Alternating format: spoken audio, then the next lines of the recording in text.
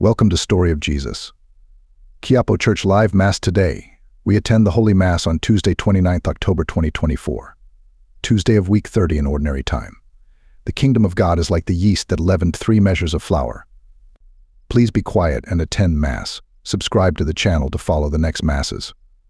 Sa ngalan ng Ama at ng Anak at ng Espiritu Santo. Amen. Sumainyo ang Panginoon. At sumaiyo rin. Mga minamahal na kapatid, aminin natin ang ating mga kasalanan upang tayo maging marapat gumanap sa banal na pagdiriwang. Panginoon, kaawaan mo kami. Panginoon, kaawaan mo kami. Kristo, kaawaan mo kami. Kristo, kaawaan mo kami. Panginoon, kaawaan mo kami. Panginoon, kaawaan mo kami. Kaawaan tayo ng makapangyarihang Diyos, patawarin tayo sa ating mga kasalanan at patnubayan tayo sa buhay na walang hanggan. Amen. Manalangin tayo. Ama naming makapangyarihan,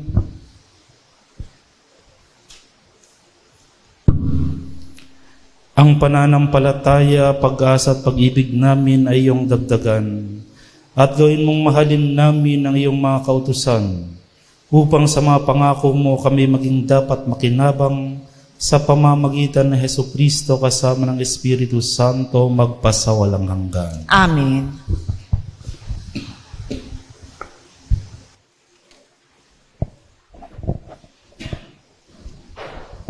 Pagbasa mula sa sulat ng Apostol San Pablo sa mga taga-Roma. Mga kapatid, saganang akin ang mga pagtitiis sa kasalukuyan ay hindi mahahambing sa ihahayag ng kaluwalhatiang sa atin. Nananabik ang sangnilikha na ihayag ng Diyos ang kanyang mga anak. Nabigo ang sangnilikha, hindi sa kagustuhan ito, kundi dahil ito ang niloob ng Diyos. Gayunman, may pag-asa pa, sapagkat ang sangnilikha ay palalayain sa pagkailipin nito sa kabulukan at makakahati sa maluwalhating kalagayan ng mga anak ng Diyos. Alam natin na hanggang ngayon, ang sangnilikha ay dumaraing sa paghihirap. Hindi lamang sila, tayo mang tumanggap ng Espiritu bilang unang kaloob ng Diyos ay napapahimutok samantalang hinihintay natin ang pag-ampon sa atin ng Diyos, ang pagpapalaya sa ating mga katawan. Ligtas na tayo at inaasahan natin ang kaganapan nito. Ngunit ang pag-asa ay hindi pag-asa kapag nakikita na ang inaasahan, sapagkat sino ang aasa sa nakikita na? Ngunit kung umaasa tayo sa hindi natin nakikita, ito'y hihintayin natin ng buong tiyaga. Ang salita ng Diyos. Salamat sa Diyos. Salmong tugunan, gawa ng Diyos ay dakila, kaya tayo'y natutuwa. Gawa ng Diyos ay dakila, kaya tayo'y natutuwa. Nang lingapin tayo ng Diyos at sa Siyon ay ibalik. Ang nangyaring kasaysayay parang isang panaginip. Lahat tayo ay natuwa, masasayang nagsiawit. Gawa ng Diyos ay dakila, kaya tayo'y natutuwa. Ang sabi ng mga bansang nagmamasid sa paligid, ang ginawa ng Diyos nila ay dakila anong rikit. Dakila ngang masasabi, pambihira ang ginawa. Kaya naman kami ngayon, kagalakay, di kawasa. Gawa ng Diyos ay dakila, kaya tayo'y natutuwa. Kung paanong inuulan yaong mga tuyong batis, sa sariling bayan namin, kami poon ay ibalik. Silang mga nagbubukid na nagtalim na may luha, bayaan mo na mag-aning masasaya't natutuwa. Gawa ng Diyos ay dakila, kaya tayo'y natutuwa. Yaong mga nagsihayong dalay binghit na nanangis, ay aawit na may galak, dalay ani pagbalik. Gawa ng Diyos ay dakila, kaya tayo'y natutuwa. Alleluia, alleluia. Papuri sa Diyos Ama, pagkat ipinahayag niya, hari siya ng mga aba. Alleluia, alleluia.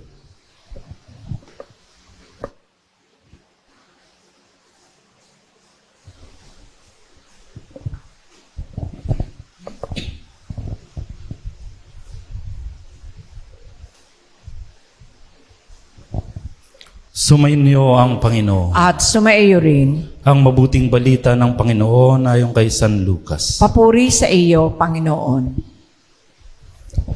Noong panahong iyon, sinabi ni Jesus, ano ang katulad ng paghahari ng Diyos? Saan ko ihahambing ito? Katulad ito ng isang butil ng mustasa na itinanim ng isang tao sa kanyang halamanan. Ito'y lumaki hanggang sa maging punong kahoy at namugad ang mga ibon sa mga sanga nito. Sinabi pa ni Jesus, saan ko itutulad ang paghahari ng Diyos? Katulad ito ng lebadurang inihalo ng isang babae sa 3 takal na harina. Ano pat umalsa ang buong masa. Ang mabuting balita ng Panginoon. Pinupuri ka namin, Panginoong Hesukristo. Mga minamahal na kapatid, sa ating ebanghelyo ngayon ay ipinapaliwanag ng ating Panginoong Hesukristo ang tungkol sa kaharian ng Diyos. At sa kanyang pagpapaliwanag, inihalin tulad niya ang kaharian ng Diyos sa isang butil ng mustasa. Bakit kaya kailangan ng ating Panginoong Hesukristo na ihalin tulad pa sa isang halaman ang kaharian ng Diyos? Isang halaman na kung saan ito ay nagsisimula sa napakaliit na butil, tutubo ito paunti-unti.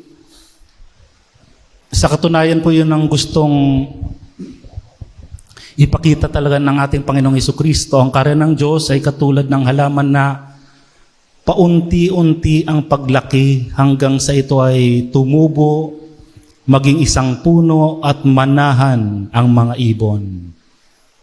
Kailangan ipaliwanag ito ng ating Panginoong Hesukristo sapagkat, alam niyo po mga minamahal na kapatid, ang mga kababayan ng ating Panginoon, ang akala nila, ang pagdating ng kaharian ng Diyos ay instant. Yun po bang bigla na lang dadating ang Panginoon mula sa langit, kasama ang kanyang maanghel at bigla na lang sasakupin lahat ng masasama dito sa mundo? Yung po bang parang makikipaggera si Jesus, makipaggera siya, dalang kanyang maanghel at kapag kalaban ka, papatayin ka. Instant.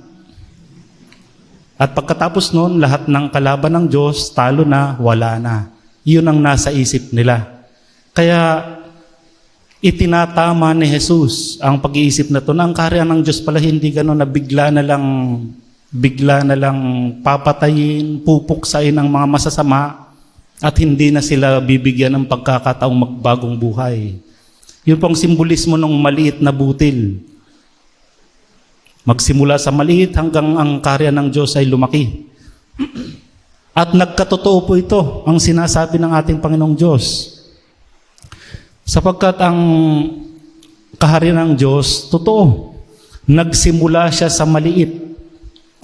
Ano pong nangyari noon? Maliit. Ang ating Panginoong Hesukristo, isinilang siya sa mundo, naging baby. Yan, naging baby si Jesus. Yun yung unang simbolismo ng butil. At nang lumaki si Jesus, isinilang lang siya sa maliit na bayan. No? Sinilang siya sa Bethlehem, at nanirahan siya sa maliit na bayan na hindi masyadong kilalang bayan ng Nazaret. Maliit. Hindi po siya nakatira sa palasyo, sa ordinaryong bahay lamang. Maliit lang. At nang magsimula na ang ating Panginoong Jesus ng kanyang misyon, unti-unti na pong lumalaki ang kaharian ng Diyos. Sa papanong paraan, nagtawag na si Jesus ng kanyang mga alagad. Unti-unti sila si San Pedro, si San Juan, si San Andres, hanggang nakabuo siya ng 12 alagad. So mula sa mag-isa ang ating Panginoong Hesukristo, unti-unti na pong lumalaki. At alam natin na yung 12 alagad na yun, nadagdagan pa ng mga disipulo, 72 disciples. At dumami sila ng dumami. Kaya nga, naalala po natin yung multiplication of the bread. meron ng more than 5,000 na tao ang sumusunod sa ating Panginoong Jesucristo. Ang maliit, lumalaki na ang kaharian ng Diyos. At ano na po ang nangyari ngayon sa panahon natin? Ang simbahan na itinatag ng ating Panginoong Jesucristo, ang kaharian ng Diyos ay lumaganap na sa buong mundo. Nagkatotoo ang sabi ni Jesus, ang kaharian ng Diyos, ang kanyang simbahan na nagsimula lang doon sa kanyang maliit na bayan, sa ating panahon ay nasa buong mundo na. Sa ating buhay Kristiyano, ganyan rin po yan mga minamahal na kapatid. Ang ating pananampalataya ay katulad rin ng kaharian ng Diyos. Nagsimula sa maliit. Di po ba nung maliit tayo, tinuturuan tayo ng ating mga magulang, ng ating mga lola at lola, ng sign of the cross. Tapos nang lumalaki na tayo, natututo na tayo magdasal ng Santo Rosario.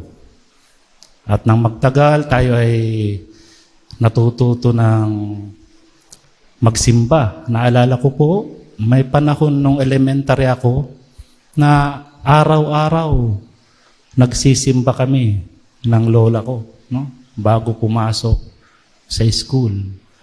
At kung natatandaan po natin ang sinabi ni Pope John Paul II nung pumunta siya rito sa Pilipinas, sabi niya sa mga Pilipino, huwag niyong hayaang manatiling maliit ang iyong pananampalataya. No? Huwag niyong hayaang maliit lang na manatili kayo sa sign of the cross lang, manatili kayo sa rosaryo lang, kundi katulad ng Santo Niño, di po bang ating mahal na Santo Niño ay maliit pa, lumaki siya hanggang naging Nazareno na siya, Nazareno, nagsakripisyo ng kanyang buhay. Yan po, mula sa maliit, hayaan nating lumaki ang ating pananampalataya sa Diyos. Kaya sa mga araw na ito, ipagdasal natin ang buong mundo, lalong-lalo na po sa mga araw bukas, November 1, November 2, inaalala natin lahat ng mga aalalahanin natin, lahat ng mga santo, sila na mga nagsimula sa maliit na pananampalataya, pinalaki nila ang kanilang pananampalataya at sila ay naging banal at narating nila ang kaharian ng ating Panginoon. Amen.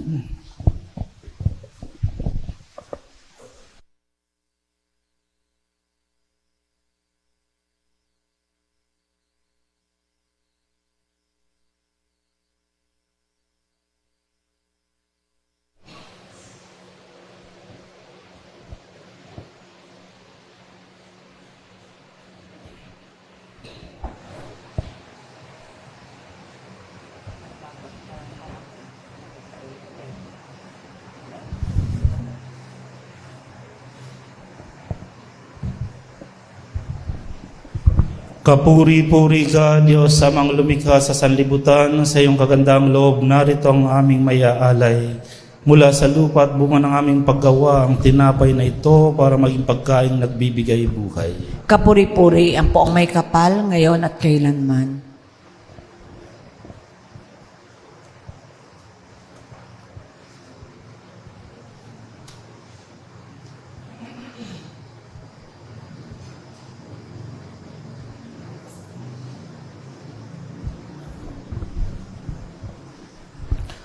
Kapuri-puri ka, Diyos, sa mga lumikha sa sanlibutan, sa iyong kagandang loob, narito ang aming mayaalay.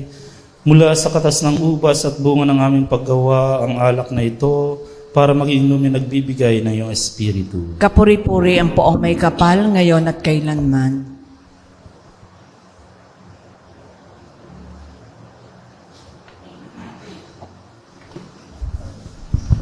Manalangin kayo mga kapatid upang ating paghahain na ikalugda ng Diyos sa mga makapangyarihan. Tanggapin nawa ng Panginoon itong paghahain sa iyong mga kamay, sa kapurihan niya at karangalan, sa ating kapakinabangan at sa buong sambayanan niyang banal.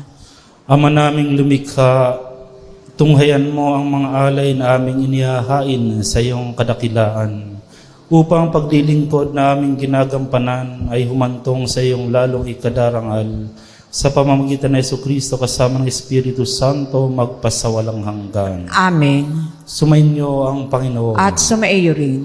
Itaas sa Diyos ang iyong puso at diwa. Itinaas na namin sa Panginoon. Pasalamatan natin ang Panginoong ating Diyos. Marapat na siya ay pasalamatan.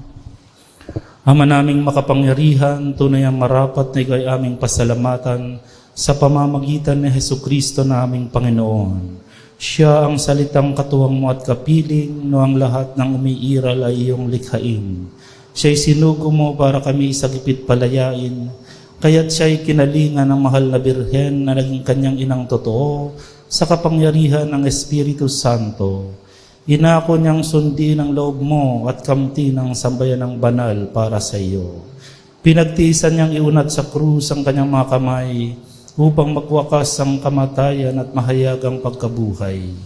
Kaya kaisa ng mga anghel na nagsisiyahot ng papuri sa iyo nang walang humpay sa kalangitan, kami nagbubunyi sa iyong kadakilaan. Banal ka poong may kapal, banal ang iyong pangalan, banal ang iyong kaharian, langit lupa'y nagpupugay sa iyong kadakilaan.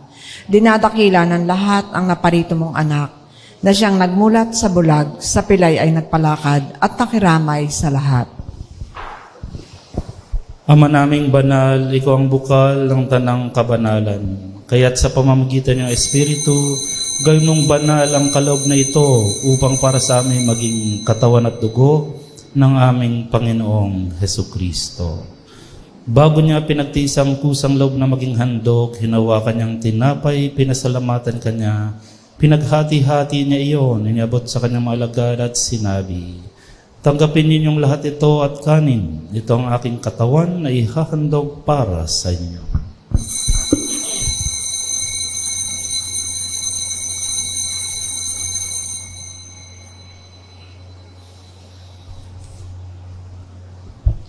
Gayon din naman nung matapos ang hapunan, hinawakan niya ang kalis, muli kanyang pinasalamatan. Iniabot niya ang kalis sa kanyang mga alagad at sinabi, tanggapin ninyong lahat ito at inumin. Ito ang kalis ng aking dugo, ng bago at walang hanggang tipan. Ang aking dugo na ibubuhos para sa inyo at para sa lahat sa pagpapatawad ng mga kasalanan.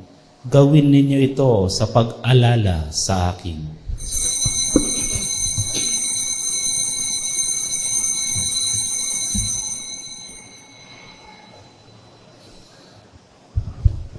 Ang misteryo ng pananampalataya. Si Kristo'y namatay, si Kristo'y nabuhay, si Kristo'y babalik sa wakas ng panahon. Ama, ginagawa namin ngayon ang pag-alala sa pagkamatay at muling pagkabuhay ng iyong anak. Kaya't iniaalay namin sa iyo ang tinapay na nagbibigay buhay at ang kalis na nagkakaloob ng kaligtasan. Kami nagpapasalamat dahil kami yung minarapat na tumayo sa harap mo para maglingkod sa iyo. Isinasamo namin kami magsasalo-salo sa katawan at dugo ni Kristo ay mabuklod sa pagkakaisa sa pamamagitan ng Espiritu Santo. Ama, lingapin mo ang iyong simbahang laganap sa buong daigdig. Puspusin mo kami sa pag-ibig kaysa ni Francisco na aming Santo Papa at ni Gilbert naming obispo at ng Tanang Kaparian. Alalahanin mo rin ang mga kapatid naming nahimlay nang may pag-asang sila'y muling mabubuhay. Gayon din ang lahat ng mga pumanaw. Kaawaan mo sila at patuloyin sa iyong kaliwanagan. Kaawaan mo at pagindapatin kaming lahat na makasalo sa iyong buhay na walang wakas. Kaysa ng mahal na Birheng Maria na ina ng Diyos, kaysa ng mga apostol at ng lahat ng mga banal na namuhay dito sa daigdig ng kalugod-lugod sa iyo. May pagdiwang nawa namin ang pagpupuri sa ikararangal mo sa pamamagitan ng iyong anak na aming Panginoong Jesucristo. Sa pamamagitan ni Kristo, kasama niya at sa Kanya, ang lahat ng parangal at papuri ay sa iyo, Diyos Ama makapangyarihan, kasama ng Espiritu Santo magpasawalang hanggan. Amen. Sabay-sabay nating dasalin ang panalangin itinuro ng ating Panginoon, Ama namin. Sumasalangit ka, sambahin ang ngalan mo, mapasa amin ang kaharian mo, sundin ang loob mo dito sa lupa at parang sa langit. Bigyan mo kami ngayon ng aming kakanin sa araw-araw at patawarin mo kami sa aming mga sala, para ng pagpapatawad namin sa nagkakasala sa amin. At huwag mo kaming ipahintulot sa tukso at iadya mo kami sa lahat ng masama. Hinihiling namin kami adya sa lahat ng masama, pagkalooban ng kapayapaan araw-araw. Iligtas sa kasalanan at ilayo sa lahat ng kapahamakan. Samantalang aming pinananabikan ang dakilang araw ng pagpapahayag ng tagapagligtas namin sa Hesukristo. Sapagkat iyo ang kaharian at ang kapangyarihan at ang kapurihan magpakailanman. Amen. Panginoong Hesukristo, sinabi mo sa iyong mga apostol, kapayapaan ang iniiwan ko sa inyo, ang aking kapayapaan ang ipinibigay ko sa inyo. Tunghayan mo ang aming pananampalataya at huwag ang aming pagkakasala. Pagkalooban mo kami ng kapayapaan at pagkakaisayon sa iyong kalooban kasama ng Espiritu Santo magpas sa walang hanggan. Amen. Ang kapayapaan ng Panginoon ay laging sumainyo. At sumaiyo rin. Magbigayan kayo ng kapayapaan sa isa't isa. Kordero ng Diyos, Na nag-aalis ng mga kasalanan ng sanlibutan, maawa ka sa amin. Kordero ng Diyos na nag-aalis ng mga kasalanan ng sanlibutan, maawa ka sa amin. Kordero ng Diyos na nag-aalis ng mga kasalanan ng sanlibutan, pagkaloob mo sa amin ang kapayapaan.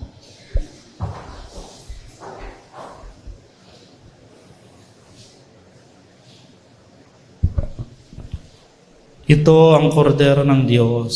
Ito ang nag-aalis ng mga kasalanan ng sanlibutan. Mapalad ang mga inaanyayahan sa kanyang banal na piging. Panginoon, hindi ako karapat-dapat na magpatuloy sa iyo, ngunit sa isang salita mo lamang ay gagaling na ako.